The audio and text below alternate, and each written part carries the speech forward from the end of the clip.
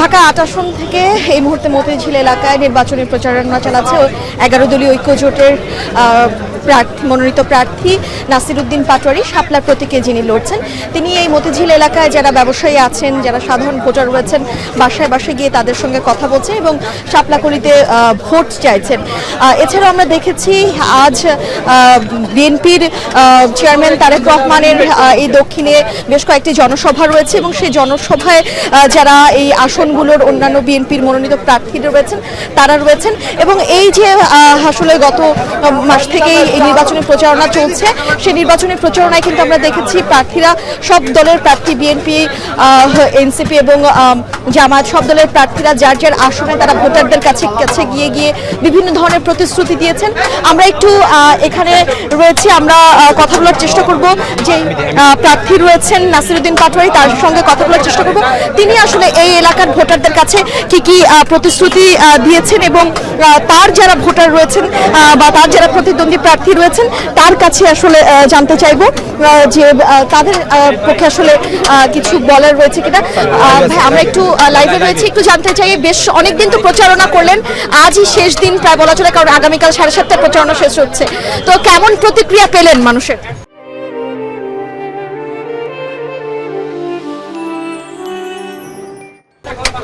মা, এখানে যা প্রতিক্রিয়া পেলাম, কি ভোট করব, মানুষ খুব অসহায়, অনেক নির্যাতিত নিপীড়িত। এই নির্যাতিত নিপীড়িত মানুষগুলো এই গণ অভ্যুত্থানের পর আরো বেশি নির্যাতনের শিকার হয়েছে। এই মার্কেট অনেকে দখল করতে আসছে না, 35টা গ্রুপ দখল করতে আসছিল ভাই, এবং ওনাদের উপর অনেক নির্যাতন হয়েছে। ব্যবসায়ীরা ফাইট করে দাঁড়াইছে। আমি ইলেকশনে জয়ী হলেও ওনাদের পাশে থাকবো, না জয়ী না হলেও ওনাদের পাশে থাকবো। আমি নির্যাতিত মানুষের পাশে থাকতে চাই, এটা আমার কমিটমেন্টের জায়গা।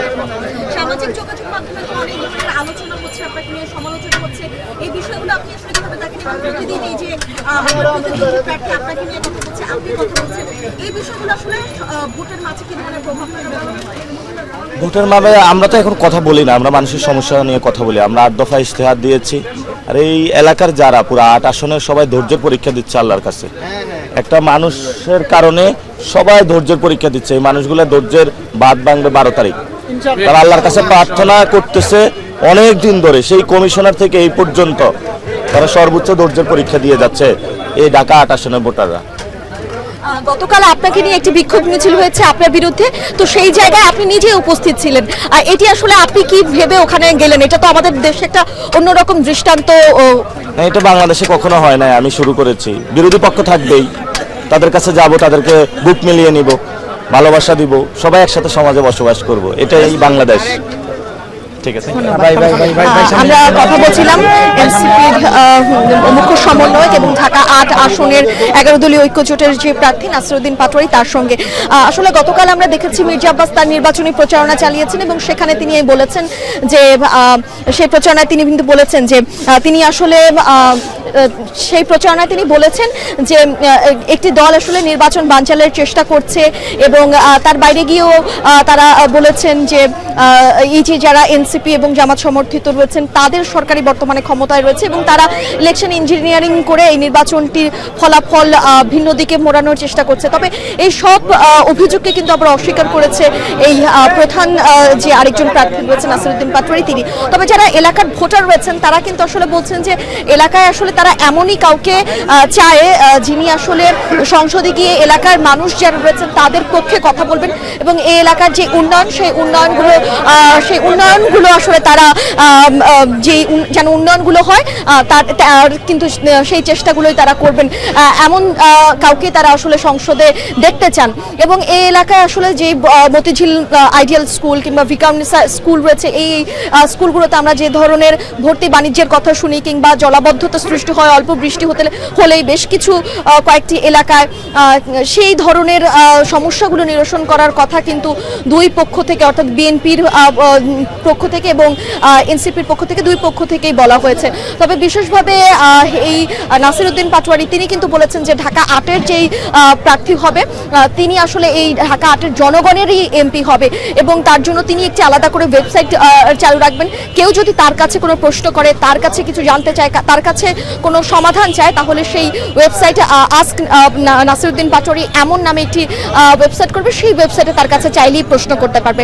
আবার অপরদিকে বিএনপি মনোনীত মির্জা আব্বাস প্লাস প্রার্থী তিনি কিন্তু বলেছেন যে তিনি এমন একটি ওয়েবসাইট করবেন যে এই ওয়েবসাইটে ঢাকা 8 আসনে যারা তরুণ রয়েছে, যারা দেশের বাহিরে পড়াশোনা করতে চান, যারা বিভিন্নভাবে ইন্টারনেট সেবা থেকে বঞ্চিত রয়েছেন, তারা আসলে সেই ইন্টারনেট সেবাটি তিনি নিশ্চিত করবেন এবং সেই ওয়েবসাইটের মাধ্যমে সেই ওয়েবসাইটের সহায়তা নিয়ে তারা আসলে এমনভাবে এগিয়ে যেতে পারবেন যেন যেটি ঢাকা 8 আসনের যেই ভোটার রয়েছেন তাদের জন্য আসলে উপকৃত হবেন তারা। এই যে বিষয়গুলো তারা কিন্তু দুই পক্ষ থেকে আসলে তাদের যে নির্বাচনী ইশতেহার রয়েছে সেই নির্বাচনী ইশতেহারে তারা বলেছে। এছাড়া ঢাকা 8 আসনের যেই 8 দফা নির্বাচনী ইশতেহার দেওয়া হয়েছে সেই নির্বাচনী ইশতেহারে কিন্তু প্রথমেই রাখা হয়েছে, নাসিরউদ্দিন পাটোয়ারি রেখেছেন হাদি হত্যার বিচার। ইনকিলাব মঞ্চের যে মুখপাত্র শরীফ ওসমান হাদি, তাকে যেভাবে গুলি করে হত্যা করা হয়েছে, এই হত্যা কারা করলো, এর পেছনে কারা দায়ী, তাদেরকে তিনি চিহ্নিত করবেন, গ্রেপ্তার করবেন এবং তারপর সেই শাস্তি তিনি নিশ্চিত করবেন। সেটি তিনি দেশের জনগণ এবং ঢাকা 8 আসনে যারা জনগণ রয়েছেন সেই ঢাকা 8 আসনের জনগণের কাছে তিনি প্রতিজ্ঞাবদ্ধ হয়েছেন এবং তাই তিনি সেই নির্বাচনী ইশতেহারে তিনি সেটি প্রথম বলেছেন এবং এখনো কিন্তু তিনি গণভোটের পক্ষে তিনি প্রচারণা চালাচ্ছেন। তিনি গণভোটের পক্ষে হ্যাঁ যেন সাধারণ নাগরিকরা হ্যাঁ যেন দেয়, সেই জন্য কিন্তু তিনি প্রচারণা চালাচ্ছেন। অপরদিকে যিনি বিএনপি মনোনীত প্রার্থী মির্জা আব্বাসের কথা বলছিলাম, তিনি কিন্তু তার নির্বাচনী ইশতেহারে অনেক বিশেষভাবে নারীদেরকে গুরুত্ব দিয়েছেন এবং তিনি সেই ঢাকা 8 আসনে নারীরা যেন কোনোভাবে পিছিয়ে না পড়ে, নারীদের জন্য কর্মজীবী হোস্টেল তৈরি করা এবং নারীদের জন্য বিশেষভাবে শিক্ষা প্রতিষ্ঠান গড়ারও কিন্তু তিনি কথা বলেছেন তাদের নির্বাচনী ইশতেহারে। এই যে দেখেন এখানে সন্ত্রাস, চাঁদাবাজি, দুর্নীতি বন্ধ হবে, একটা শাপলা গলিতে ভোট দিবেন। আপনি আসলে আপনার যে নির্বাচনী ইশতেহার সেখানে তো রেখেছেন সন্ত্রাস চাঁদাবাজ মুক্ত করার জন্য। এই রকম ইশতেহার আমরা আসলে অপোজিট যেই প্রার্থী তার নির্বাচনী ইশতেহারেও দেখেছি, কিন্তু আসলে সবকিছু মিলে আপনার কি বলার আছে? ওইখানে দেখেছেন শহীদ ওসমান হাদি ভাইয়ের বিচার, দেখেন নাই? ওইখানে দেখেছেন যে হলো এখানে মাদক সিন্ডিকেট ভাঙা হবে, দেখেন নাই? ওইখানে ভর্তি বাণিজ্য বন্ধ হবে, এটা দেখেন নাই? ওইখানে হলো জনতার এমপি হবে, এটা দেখেন নাই? ওটা হলো জমিদারি এমপি, আমরা বলছি জনতার এমপি হবে, এগুলো দেখেন নাই? এগুলো বলার সাহস নাই তাদের। আমরা সাহস করেছি কারণ আমরা মানুষের মধ্যে থাকবো। আপনি তো আসলে এই গণ অভ্যুত্থানের পরেও সামনে ছিলেন এবং এরপর এই ঢাকা 8 আসনের প্রার্থী হিসেবে যখন দাঁড়ালেন তখন বিভিন্ন সময় অনেকেই বলছে যে আপনি আসলে অ্যাটেনশন সিক করার জন্য বিভিন্ন সমালোচনা করেছেন প্রতিদ্বন্দ্বী প্রার্থীর। তো এগুলো আসলে আবার প্রতিদ্বন্দ্বী প্রার্থী বলেছেন আপনি সিম্প্যাথি নেওয়ার জন্য এই ধরনের আচরণ করেছেন, আপনি চানই আপনাকে যেন কেউ আক্রমণ করুক, আপনার উপর নির্যাতন করুক, সেগুলো আপনি বিক্রি করতে চাচ্ছেন মিডিয়ার সামনে। এই বিষয়ে আপনার কিছু বলার আছে? গতকালই আসলে আপনার প্রতিদ্বন্দ্বী প্রার্থী বলেছে। কি বলবো, আমরা তো হাসি ছাড়া আর কিছু বলতে পারবো না। তো আমরা মানুষের কাছে যাচ্ছি, মানুষের কাছে রেসপন্স পাচ্ছি, মানুষকে তাদের ভরসার জায়গাটা দিচ্ছি।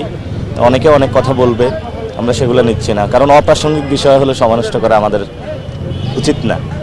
ঠিক আছে, আমরা ঢাকা 8 আসনের নাসিরউদ্দিন পাটোয়ারির কথা শুনছিলাম। এই ছিল এখন পর্যন্ত ঢাকা 8 আসন থেকে নির্বাচনী প্রচারণার সবশেষ খবর আমার কাছে।